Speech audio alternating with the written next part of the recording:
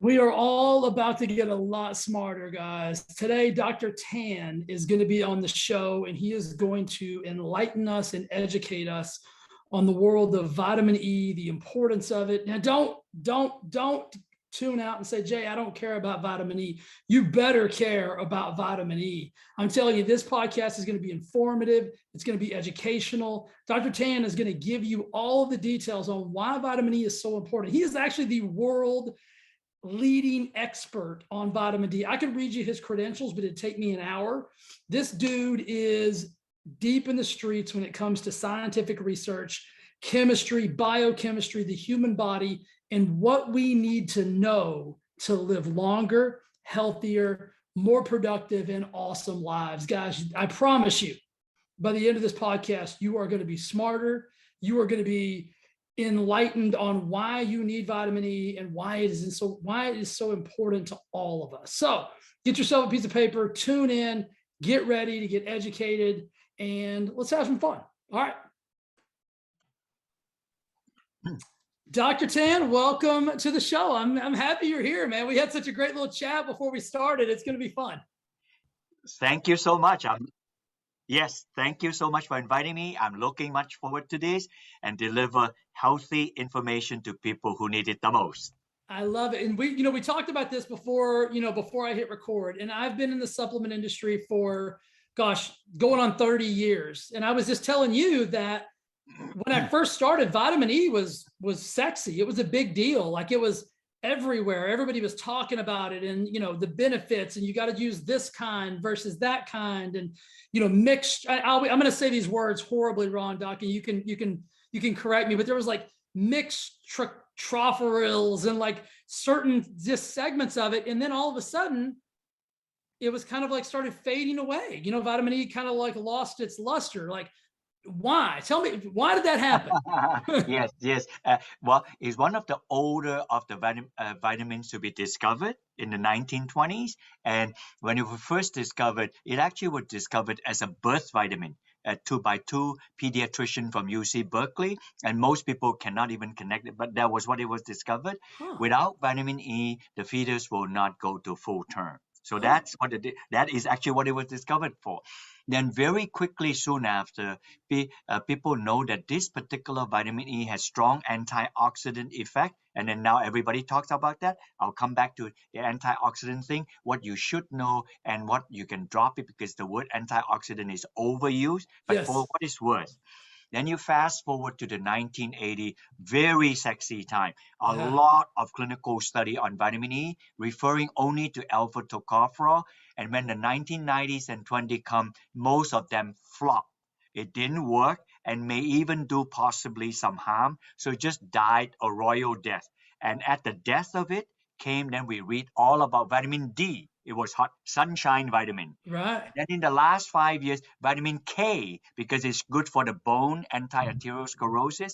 Here today, I'm coming to tell you why you not throw away vitamin E, the baby with the bathwater, but Right. what kind of vitamin E that is good. So I'm here to tell you that. But yes, there was a time that was up and then it quickly went down up. And I think it's partly because people assume vitamin can do all of these things, and then they found out, wait a minute, there are Right. nuance. Let's understand the nuance. What is the good part, and what is the part that okay, we overstate it. So I'm here to clarify this. Hopefully, your audience will get really excited and walk away with understanding of the vitamin E. I'm excited. I think they're going to be excited too. And you've been doing this for 40 plus years. And so Yes. you've seen the peaks and the valleys. And so first of all, how does, your credentials are, longer than my arm. It'd take us an hour to go through them all, but you're unbelievably educated, obviously super intelligent. Why did you pick vitamin E, Doc? Like to become a leading world-renowned expert in, like, it's like I said, it's not the sexiest thing on the planet. Like, how'd you get here? Yes, to get there, it was by accident. I wasn't even looking. So a long time, and much of the good things in life, they are not purposeful. You Right. purposely want to do certain thing right, but in the process of doing that, you uncover other things. truly my life was like that, you know. So how did I do it? I originally was from Malaysia, of Chinese descent. My parents are from China. I was born and raised during the British occupation there. And then today, Malaysia is a Muslim country. Malaysia and Indonesia produce a lot of palm oil. If you go to Whole Food to buy palm oil, they are reddish color. Only when they process them, they look yellow. Most Americans don't eat so much palm oil because they're saturated. So there are many other things. So I was doing research at the time. I was a University of Massachusetts professor. So I was trying to find out how to get the carotene out because the carotene was a hot ticket about 30 years ago. Everybody talk about beta carotene, this, that, and another thing. And today people talk about lycopene, lutein, good for the eye, blah, blah, blah. They're part of the carotene family. So I was extracting them. After I remove all the fat and remove all the carotene, I have about 0.5% something that didn't go away. So, curiosity, it didn't kill the cat, but I was curious. So I was trying to find out what that was. And then I found out, oh, it has got very strong antioxidant property. So I reported to the funding agency. They say, hey, you might want to look at, oh, no, we know about this. This is just normal vitamin E. Then I said, so I did more research. Then I found 4 things. One of them is normal vitamin E, and the other 3 things are not. Then I say, yeah, it's vitamin E, but only 25% of the time. So my curiosity was highly aroused. What is the other 7? So no, vitamin. No, it's not. It's 1/4. The other 75% isn't. So anyway, I persisted with them. They allow me. That was when I discovered tocotrienol in palm oil. That was it. So it was an accidental find when I was studying the keratin. So I got excited. Then I studied it. Very strong antioxidant, blah blah blah, like this. Then magically, 4 or 5 years later, I was contacted by the Prince of Thailand. This is a magical, like pixie dust moment. It was actually through Doc, hold on. autumn. Did you just say the Prince of Thailand? Yeah, but the older Prince of Thailand, and he did. Okay. Yeah, okay. So he said that we heard that you do tocotrienol. We would like you to do something in Thailand, blah, blah, blah. Then I said, I'm not Thai. I don't know what is important in Thailand. Then he said, how about teak? Because teak, you see, they have heavy. And how about rice? Because rice is sacred to them. Fine. He said, send me anything that you don't want from teak and anything that you don't want from rice. Let me figure it out. So like that. So I'm also open-handed working with them because I don't know what I'm fishing for. They just know what like. So I did. And then to have the story short, I discovered tocotrienol again. This is from the brown rice, the fiber part of brown rice bran oil. So I discovered it. So now this had already gone 20 years of my time. So I said, I'm a little bit tired of this. I did my discovery, published some papers on this. He said, I need to take a break. I'm telling you the most shocking accidental find of my life. So I did that because I want a break. All this time is already accidental find, but I stayed in tocotrienol a little bit too long. I needed a break. The break came because in 1994, there was a professor, Johannes Seedon, a Harvard ophthalmologist. He said that on the back of the eye, on the retina here, when you look at the eye, and the fovea, which is high pixelation, you have lots of zeaxanthin, and as they flank out of the eye, have a lot of lutein. And she theorized that this lutein and zeaxanthin will filter out blue light so that people, when they grow older, they would not have macular degeneration. Now everybody knows that. Actually, if you go online, you can buy lutein and zeaxanthin. This is 1994. So I was so I just thought, okay, the break that I would like to take from tocotrienol would be, I know that in South America, they have this giant marigold, the petal, I can extract this. So I went to South America. Remember what I told you. I went to South America wanting to take a break from tocotrienol to look for this marigold that I can extract the lutein that protect people's eye. All good, to protecting our eye, because we don't want to have a rich, wonderful life and healthy life, and then we don't have eyes to see anything. That's no good. That is an important activity. So I went there and I found it. And truth be told, as in the book later, people can download. I took the whole story here. I'll just show you the picture. This is a younger me on this picture here. just pardon me for 1 second. No Here. worries. So here, in the picture, a younger me, I Yeah. was in Peru, and then I find the giant marigold to prove to people that's real. But this is the but, the real but. 20 feet away from me, there is this lovely and beautiful plant called anato. Anato, the British call this the lipstick plant. If I were to touch this, it will stain my hand like you see here. Oh, wow. Where do you find annatto? And annatto, you'll find annatto in cheese. You go to Whole Food Trader Joe, that yellowish orangey hue, or Dorito chips, or macaroni and cheese, that yellowish orangey hue is annatto color. It's not a weird plant, but in the West we are known for that. In in the Amazon, is since time memorial. You can see they use Yeah. nothing on the Inca Indians like that. An Inca boy that to make on his hair. You can see the anato here. Oh, He yeah. used to color his hair here so that to repel insects. There you have it. And it's truly an Amazonian plant.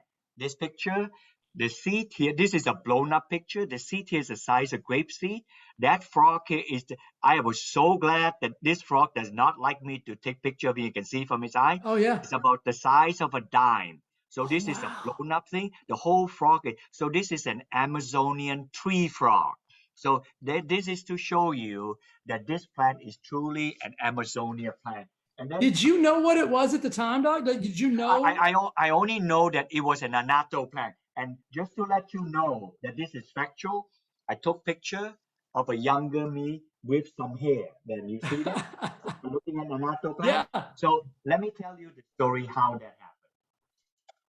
I saw the plant, and that color is also carotene. It's just not lutein, beta carotene, or I think, but it's a carotene. And I knew in life, carotene are unusually unstable, much more unstable than fish oil, much more unstable. Then I said, hey, carotenes in life are usually bound. Like if you cook carrot, even high temperature, the carotene didn't get destroyed. And then if you cook tomato, the lycopene, they didn't get destroyed. We eat Italian food using tomato. And then I said, oh, what about New England lobster? Yucky green color. As soon as you cook them, they turn color. There's astaxanthin. That means that the protein deproteinate, and then you see the color. You cook the protein, and then the color shows up. All this is to let the audience know I am down to earth. Yes, I'm scientist, but if I can't communicate the information to you, it's Yeah. a lost cause for me. Right. I'm trying to tell you that carotene are so unstable. They are usually bound. They're usually inside the cell so that it's protected. It is true for every carotene, including the lutein from marigold, except the carotene from this. Why? Because if you touch it, it stains you. It's not bound to anything. You Right. follow? It Yeah. stains you. So because of that, I make a hypothesis. They must be a powerful other chemical, which is an antioxidant that protect the color from degradation. You follow me on this? Yeah, totally. I was just making an assumption. Then I said, and then when I came back, I was expecting it to be a polyphenol because there's so many antioxidants out there that are polyphenolic. Surprisingly, it contained vitamin E. And more surprisingly, it contained tocotrienol. And most surprisingly, it contained tocotrienol without tocopherol. I have never seen them in my life. I immediately called the professor who did the research. I said, look, I got this thing from Anato. It does not contain tocopherol. It does not contain polyphenol. These are all antioxidants, but it only contains tocotrienol. And Professor Qureshi, he was a professor at University of Wisconsin Medicine at the time. He said, Barrie, if tocotrienol can mitigate human condition with all these horrible diseases we have, this discovery of yours, better do this, from the Amazonian that had revealed to you, you are actually turned out to be a botanical biohacker. You found this. And then I said, no, I'm not a chronic biohacker. I'm just been given this. Right. It's one thing. Yes, I can glorify myself and say, but I didn't do that. Remember, I went there to look for lutein. Right. This is so anyway, I did that. That was 25 years ago, Jay. So Wow. when I did the analysis, so in my last 25 years, I did hundreds of animal study and about 20 over clinical study. I'm dying for you to ask me what study you like me to review to you to study. That's it. And then this is to show you, as I was a young man, that was a long time ago to do this. So, and then I feel not so much that I'm so smart. I feel that I went there for doing something like A. And then I was so curious of something like B. Yeah, And then I discovered something in B. It is meant to be, I agree. So with that, I said, I believe I should do something and let people know what this can do. So far, I'll put it, we have hundreds of study. The what we found that they are particularly good with chronic condition. So then the audience is going to want, tell me what kind of chronic condition. Now Right. we don't study all kinds of chronic condition. We tell you what kind of chronic condition we have studied. We study lipidemia. When people get older, their lipids in their blood go wacko. Too high cholesterol, that's a lipid. Too high triglyceride, and like that, lipidemia. Another area would be what people call metabolic syndrome. If that's Mhm. too big a word, I can. No, we Okay, talk about it. Yeah, go you ahead. talk. Okay, so and then I'll even break it more down for you. In metabolic syndrome, you can break it down further. One of them is pre-diabetes. That Mhm. means that the sugar is not high enough to be diabetic, but normal high. And then another group would be diabetic. So their sugar is clearly above that of what is desired. So we study pre-diabetics, diabetics, and then we study yet another group, because I know that people who have metabolic syndrome, they have a silent disease called fatty liver disease. And you should write it down and Google. About 30% globally and certainly of US have fatty liver disease. And the acronym you can Google to read about it is NAFLD. It stands for non-alcohol fatty liver disease. NAFLD. It is so awkwardly long because 30 years ago, people that have cirrhosis is alcohol related Right. cirrhosis. So now they have to have the phrase non-alcohol cirrhotic type liver. So what that means is that through bad diet, particularly high fat diet and high carb diet, we actually force the liver to have so much fat and the liver become dysfunctional, and that is NAFLD. That is definitely another condition of metabolic syndrome. So we did 3 clinical trials and we just finished the last one 2 weeks ago. So I'm excited. So Yeah. those are the area. And then the other two chronic condition we study is postmenopausal women with osteopenia. That means that they're not yet osteoporotic. Their hormone drop and then their bone begin to thin. Very good answers to that. The last one we are doing on obese men and obese women. These studies are done in Texas to study they carry so much weight and high percent of the weight is in fat. That's a huge stress and burden on the body. So what can tocotrienol do? And we clearly study the inflammation on the body. So that's that part. Then outside the chronic condition, we have here all out in left field. We use tocotrienol to study very serious cancer. So there you have it. So how about I throw it back to you? You Yeah. tell me what you want me to discuss, and then I'll just Totally. answer you as is. Yeah, I'm a big believer in like controlling inflammation, and I think Mm, kind of like what you were talking about earlier. this sounds like there's a component of that. With those obesity studies, what's been the findings so far that have been beneficial with the use of the vitamin E? In the obesity study, we is supposed to be finished now, but because of the interruption of COVID, so it won't be finished probably until end of this year or sometime in the second half of next year. But I surmise that it's looking good. Why do I say that and not more? Because the study is double blind. So for the audience, I tell you what that means. That means that when we conduct the study, neither the patient nor the doctor know if they're taking a dummy pill or the real McCoy. So therefore, that nobody knows. However, I can answer that question in another way that you would enjoy. Okay. In the lipidemia study, I will say that I'll give you snapshots on this. In the lipidemia study, people have high cholesterol. High cholesterol bring on arteriosclerosis, not a good thing, and heart condition. And we see that the bad cholesterol drop, typically 15-20%, a good thing. And then in the metabolic syndrome, I'll give you a shorthand understanding of metabolic syndrome. So you want they came up with that phrase because about 30 years ago, a Stanford professor know that the metabolites, that's where the word metabolites, the metabolites in the body is out of kilter. And the metabolites that are out of kilter are sugar, triglyceride, and cholesterol. We need this to live. If we don't have this, we can't live. But they're out of kilter. Too high cholesterol, too high triglyceride, and too high sugar. Then there's bad news, you know. But without them, we can't live. So he was trying to figure out why do people have this thing going up so high. He didn't know. So they call it syndrome X, because during that time we have X file, you see, so it's very sexy. Yeah. But X is actually they mean we don't know what the heck is the meaning. So right now we know what the heck is, therefore the X is drawn in this metabolic syndrome. So metabolic syndrome just mean like this. So I simplify this to you, and you can be the doctor to read your note.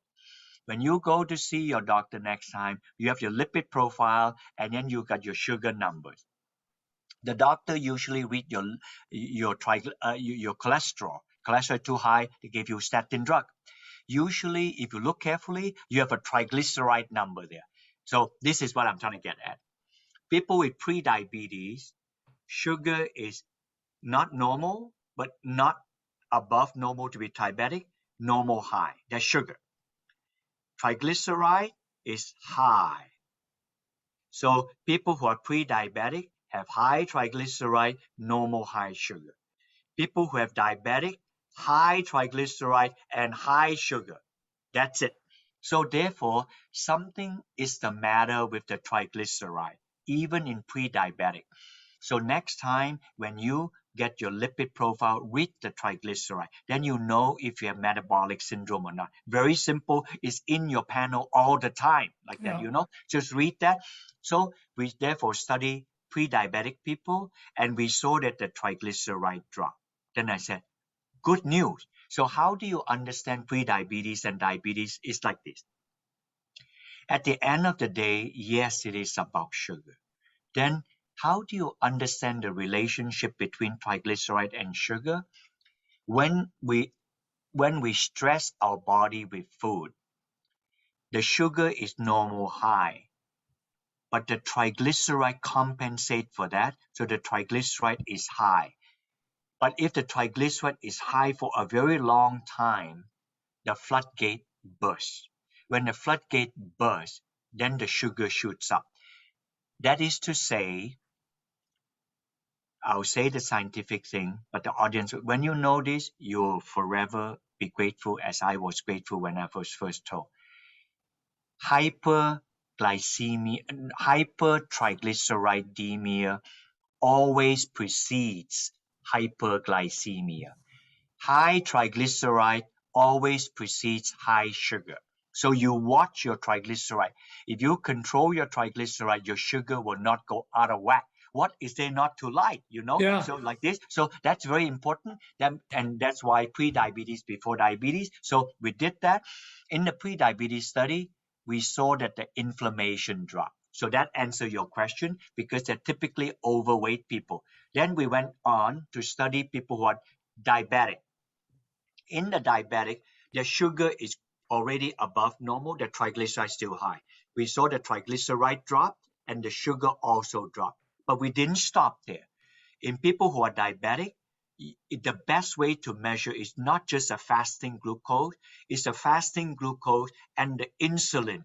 Why? Because in people who are diabetic, the insulin is dysfunctional. They're Right. producing insulin. So, and you know what happened when we give them the tocotrienol we got from Anato? The sugar drop and the insulin become responsive. It become insulin sensitive. Then I Right. said, wow, this is cool. That means that if my pancreas is producing insulin, my insulin is working. Why do you need the insulin to work? The insulin is a chaperone to the sugar. You see, this is a sugar. This is insulin. The insulin have to recognize the sugar and take the sugar into the cell. That's why the blood does not have high sugar. But if the insulin is dysfunctional, it cannot recognize the sugar, then it's just floating like this.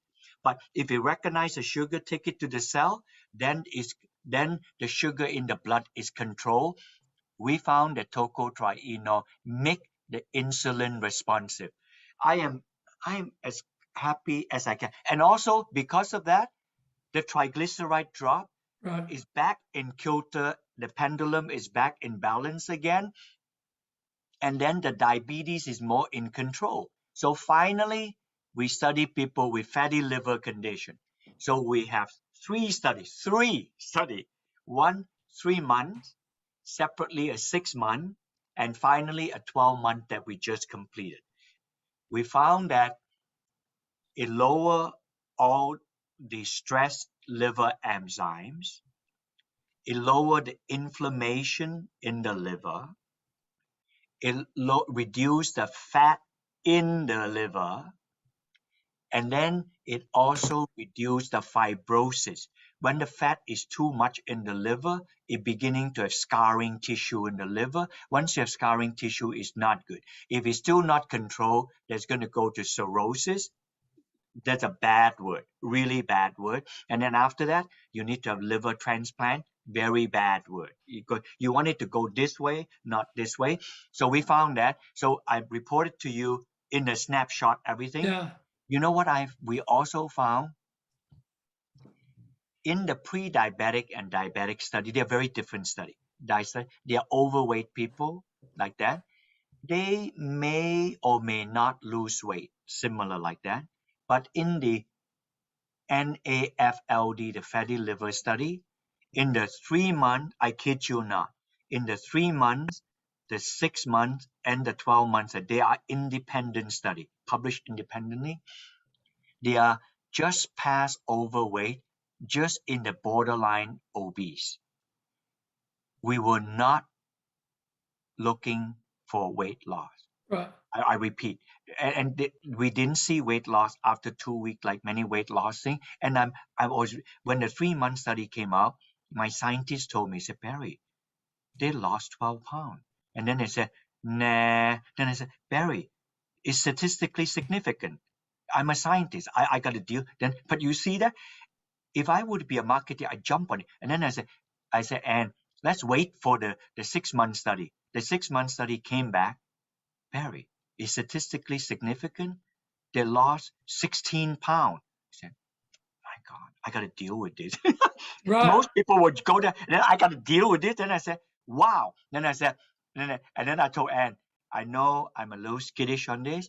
We're committed to a 12-month study. Let's figure that out. And after that, I will stake my hand and say what I have to say.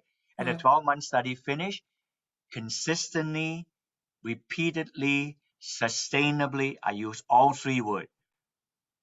They lost weight at 3, 6, and 12 months, a minimum of 10 pounds. Now, this is not a weight loss program. Right.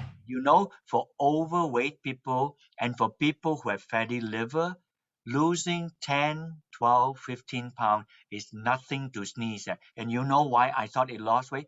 They lost weight because their body metabolism was so out of kilter, it came back in balance. When it came back in balance, then the inflammation is dropped, the stress is reduced, and the body lost weight. I'm just thinking we are going to put a press release out. So if you follow me on Facebook, Twitter, whatever, we're going to Mhm. put this thing out, or I will send you the press release very Okay. shortly as soon as it come out. So I'm here to say I'm actually very humbled by the finding. You know how long I take to do that study, ladies and gentlemen? Not 1 week, 1 month. I've taken 5 years. What I just told you in 10 minutes. Wow.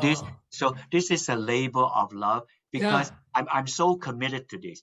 If it doesn't work, I must zip. I must Yeah. not tell because it's a false hope. But if it does work, I should let people know about this. So, Yeah. and then the study will be published. I'll be glad to send you this. So, and then after all is said and done, I discovered it purely accidentally 25 years ago when I was in Peru looking for something else, Um, like that. So there you have it. So yeah, that, in I'm a glad you nutshell, did. So, Doug, I mean, we've talked about this a lot. I don't want people to go out and just get any vitamin E. So, tell me about this special vitamin E.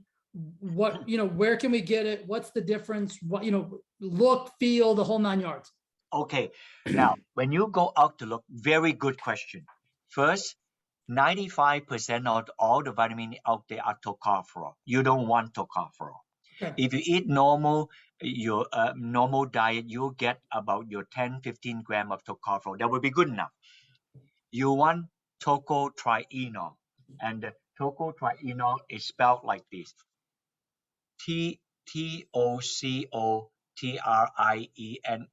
TOCOTRIENOL, tocotrienol. If you type my name, it will be all over the map. I'll give Okay. you enough link to go for it.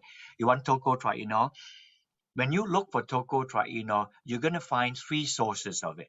It is from rice, palm, and annatto. Annatto is from the plant I show you. By the way, all these three sources, I discovered them. Is there one that we should look? Is there one that we're going to be easier to find, Doc, or is it do they all get three going to be kind of universal, or is there one we should You look you for? you will find now. Remember, about 95% of all the vitamin E will be tocopherol, so you Mhm. have to look harder. But if you type the word tocotrienol, you put annatto tocotrienol, that would be the best. Now, I'm advising you not to get palm and rice tocotrienol, even though I discovered them also. Right. And the reason is palm and rice tocotrienol contain 25 to 50% tocopherol. Okay. So in other words, if you have 100 milligram of each of these, you will only get 50 to 75%, 50 to 75 milligram of tocotrienol in rice and palm. So In a we need to look for is it tocotrienol? tocotrienol from annatto. Annatto. Okay, spell Annatto, yeah. annatto for me, Doc. Here, So it's ANNATTO. perfect. Okay, ANNATTO. Okay, TTO. perfect. So annatto tocotrienol, because annatto tocotrienol is tocopherol free with zero tocopherol and 100% tocotrienol. This is the reason why it worked as well as I just explained to you all the study. This is this is a God's gift, because if you look at this plant again, remember, plant, for your audience and my information so that it doesn't get into our head. Plants never make things for you and I. We got it wrong in our head. Plants cannot move about.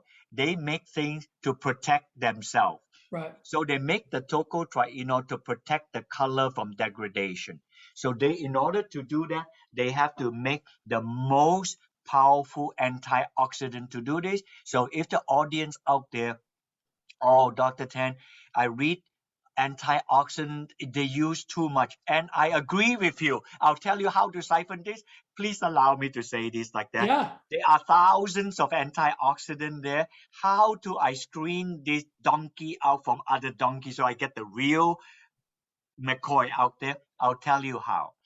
In the human body, we have about 30% muscle and about 30% fat, and then the other 40% water, calcium, bone, and carbohydrate, like that. Of all these major food items, fat is the easiest to oxidize. We're in the summertime. Put a stick of butter out there and come back 2 hours after you smell it. You know exactly what I mean. If you drive past a roadkill, you smell that, you know immediately what I mean. They are oxidized fat.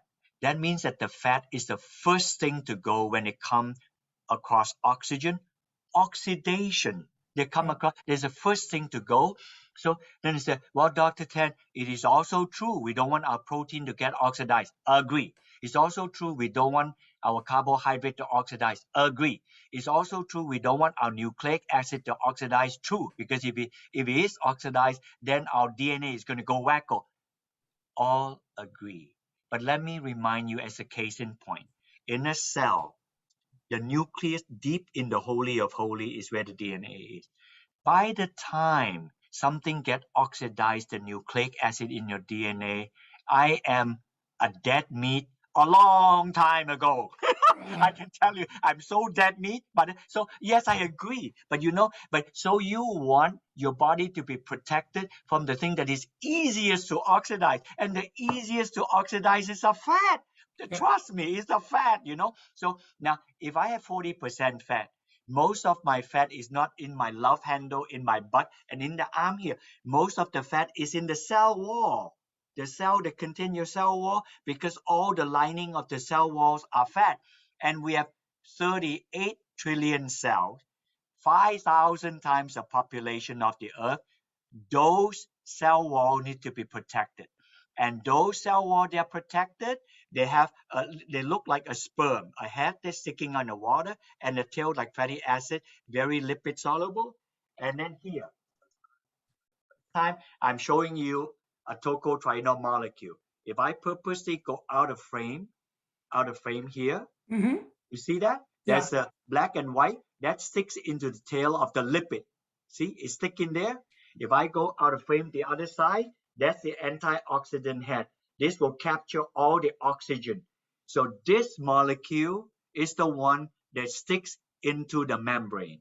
So there are other antioxidants, but they do not go into the membrane. And you want the membrane to be protected because most of your fat is in the membrane. So now, if you believe me, that is not going to change, ladies and gentlemen. So you can take other antioxidants, they protect X, Y, and Z, but the one that you want protection, which is the cell membrane, is not doing. And why is that so important to protect the cell membrane? I'll tell you.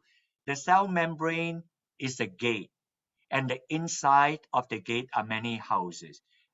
It is a gated community. If the gated community is compromised, you know the detail. It's not Right. good.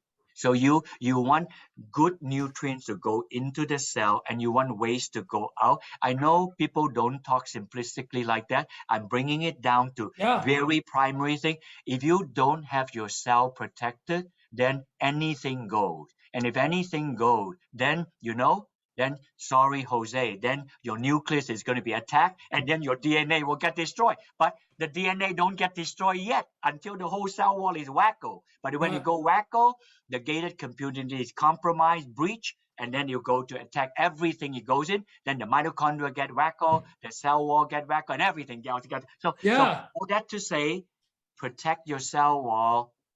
And the tocotrienol is 50 times more potent than the tocopherol. So if I were to be, I know you may ask this, I presume you can ask it. So how should I take tocotrienol? How much if I have different conditions? I answered it.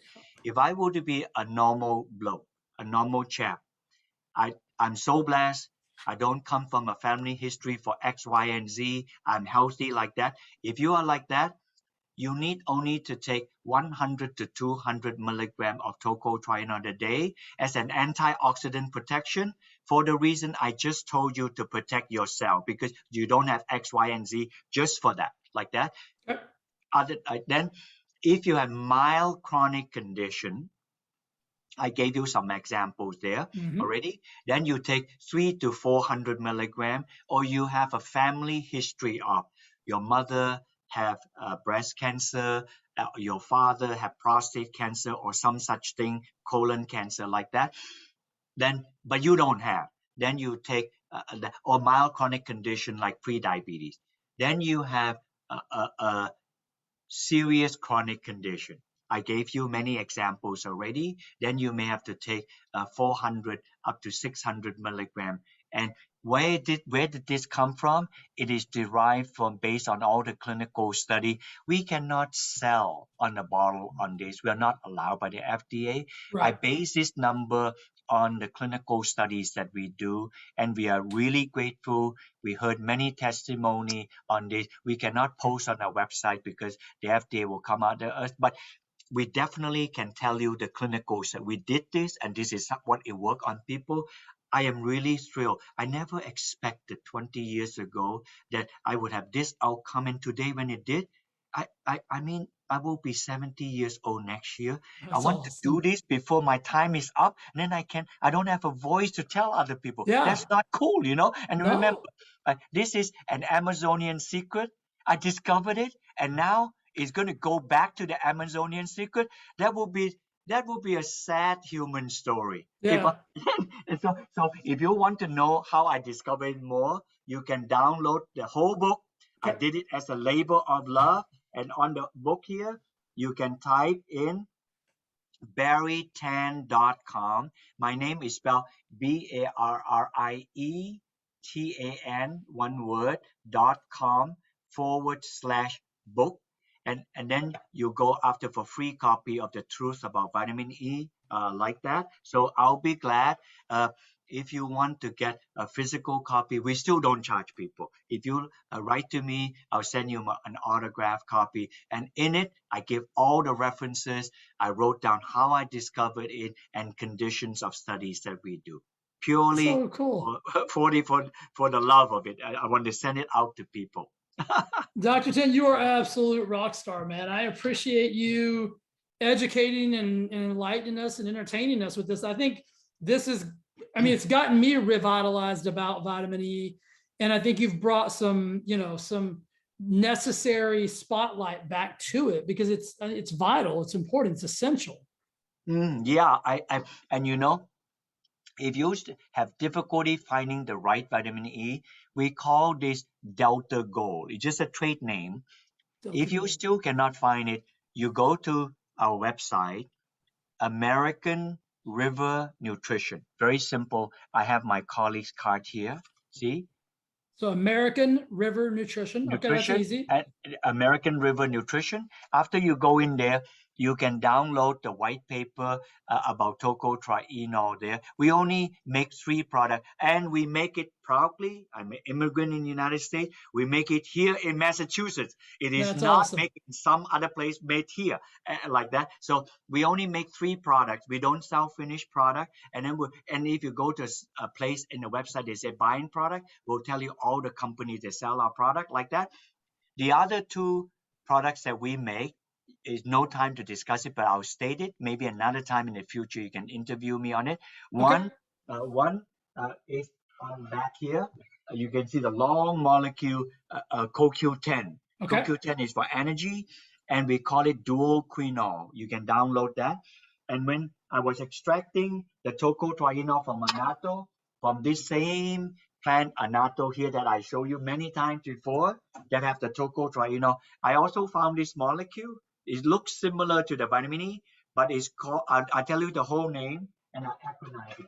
It's called gyranol and it's acronized as GG. When you go on my website, you can download all of this. Now, Okay. this is a very different compound. This compound here, your human body makes.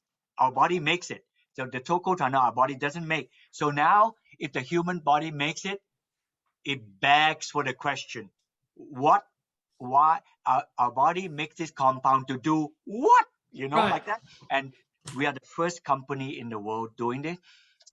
I will tell you the shorthand, and then we'll leave it as a cliffhanger, I love it. cliffhanger for you to do this in the future for me. GG is required in the body to synthesize vitamin K. And vitamin K is needed for clotting, for strong bone, and for not calcification in the artery. That's a very big thing, vitamin K. Okay. GG is also required in our body to make this CoQ10. And Okay. CoQ10 makes energy in our body. So this is this tiny compound. The last one for all your audience out there, because you will surely be interested in it. Not maybe not when you're in your 20s and 30s, but if you are 30s and above, you're sure to be interested in it. We make proteins in our body, probably about 40% weight in the body. But GG is required for the synthesis of skeletal muscle protein. That Okay. means it's responsible for making muscle.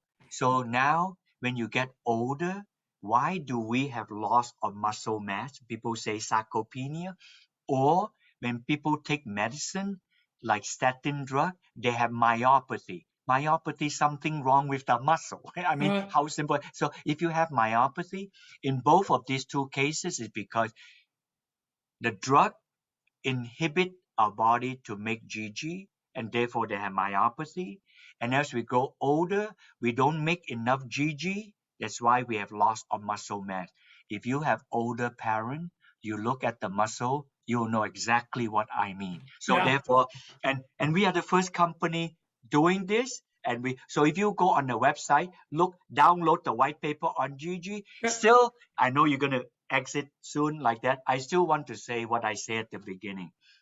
This is purely a gift of God, because I went to South America Yeah. looking for something else, and then I was blessed to find out the tocotrienol, and I'm further blessed to find out the GG that I is good know. for the body. Then I said, wow, I have to stick around and tell people. So we're doing clinical studies now on GG. That's awesome. So if you interview me about a year from now, Okay. or if you find that the white paper that you download interesting, write to Jen that you connect with, and you can have me another interview. Don't talk about this, but entirely on GG. Would love to do Doug, the thing I love about you the most, I mean, and it's obviously you're, I mean, so educated and everything, is that I feel like you love this. that. And I love that about you. I feel like you legitimately love what you're doing and what you've done. And I love that about people who are passionate about the gifts that they get to bring to the world. I don't care how you stumbled upon it. You were in my mind, you were supposed to be the guy who did this. Thank you. Thank you so much, Jay. I know you have a big following that follow you on podcast. I trust that this will be a real blessing It's gonna be to awesome. your audience. And if they are blessed, if this is useful to your audience, please tell other people, because I don't have a huge loudspeaker. But I discovered this gift is meant for everybody, not for That's me, so, you know. So yeah. it can be, then I'm really blessed. So I hope that this is a blessing to you, to all your audience out there. If you like this, let me know. I And then will. when you put out your podcast, give us a link. We will broadcast to many other people that we have come in You're contact. awesome, Doc. Thanks for being on the show, Doc. I've thoroughly enjoyed this. I can't wait to connect with you again. And I know the audience is going to love it. Thanks for your time today. Thank you so much. All right. Have a See you, wonderful. Doc. Hey, before you go, I'd just like to say thank you again for listening to the Thrive Forever Fit podcast and watching on YouTube. It means the absolute world to me. And if you would do me one favor, and that is simply subscribe and review this podcast on whatever platform it is that you enjoy it on, YouTube, Apple, Spotify, doesn't matter. I would absolutely be so grateful and so thankful if you do that for me. Thanks again for listening, and I'll see you again next week with an awesome, awesome episode. Bye.